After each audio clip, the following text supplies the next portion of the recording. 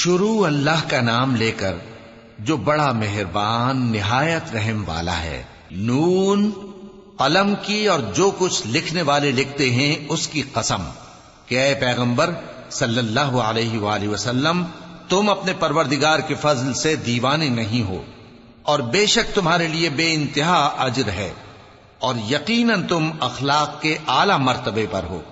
سو ان قریب تم بھی دیکھ لو گے اور یہ کافر بھی دیکھ لیں گے کہ تم میں سے کون دیوانہ ہے۔ تحقیق تمہارا پروردگار اس کو بھی خوب جانتا ہے جو اس کے رستے سے بھٹک گیا، اور ان کو بھی خوب جانتا ہے جو سیدھے رستے پر چل رہے ہیں۔ تو تم جھٹلانے والوں کا کہا نہ ماننا۔ یہ لوگ چاہتے ہیں کہ تم نرمی اختیار کرو تو یہ بھی نرم ہو جائیں، اور کسی ایسے شخص کے کہے میں نہ آ جانا جو بہت قسمیں کھانے والا ہے، ذلیل ہے، شرارت سے اشارے کرنے والا، لگائی بجھائی کرنے والا، مال دینے میں بڑا بخیل، حد سے بڑھا ہوا بدکار، سخت خو اور اس کے علاوہ بدذات ہے۔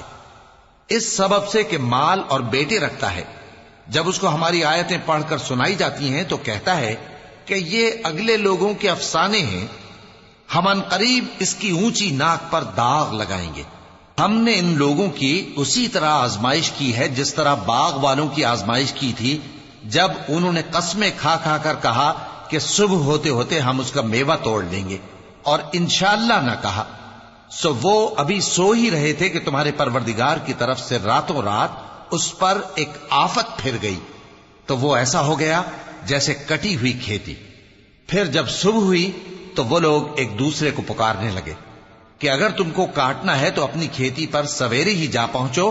سو وہ چل پڑے اور آپس میں چپ کے کہتے جاتے تھے کہ آج وہاں تمہارے پاس کوئی فقیر نہ آنے پائے، اور کوشش کے ساتھ سویرے ہی جا پہنچے، گویا پیداوار پر قادر ہیں۔ پھر جب انہوں نے باغ کو دیکھا تو ویران، کہنے لگے کہ ہم رستہ بھول گئے ہیں، نہیں بلکہ ہم بے نصیب ہو گئے۔ ایک جو ان میں سمجھدار تھا بولا، کیا میں نے تم سے نہیں کہا تھا کہ تم تسبیح کیوں نہیں کرتے؟ دوسرے کہنے لگے کہ ہمارا پروردگار پاک ہے، بے شک ہم ہی قصوروار تھے۔ پھر لگے ایک دوسرے کی طرف رخ کر کے ملامت کرنے، کہنے لگے ہائے شامت، ہم ہی حد سے بڑھ گئے تھے، امید ہے کہ ہمارا پروردگار اس کے بدلے میں ہمیں اس سے بہتر باغ عنایت کرے۔ ہم اپنے پروردگار کی طرف رجوع کرتے ہیں۔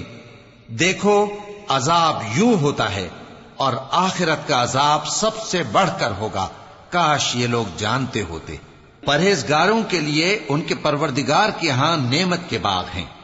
کیا ہم فرما برداروں کو نافرمانوں کی طرح نعمتوں سے محروم کر دیں گے؟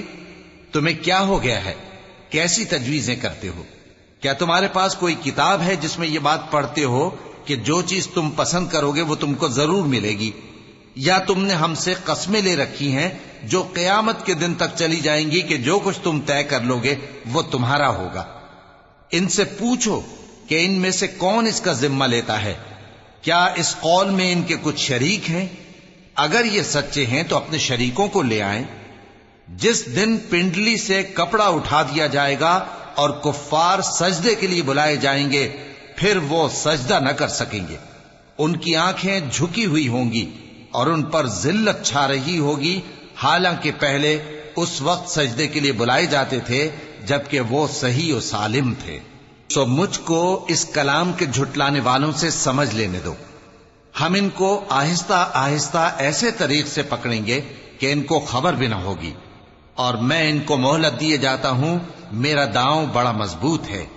اے نبی، کیا تم ان سے کچھ معاوضہ مانگتے ہو کہ ان پر تاوان کا بوجھ پڑ رہا ہے، یا ان کے پاس غیب کی خبر ہے کہ اسے لکھتے جاتے ہیں؟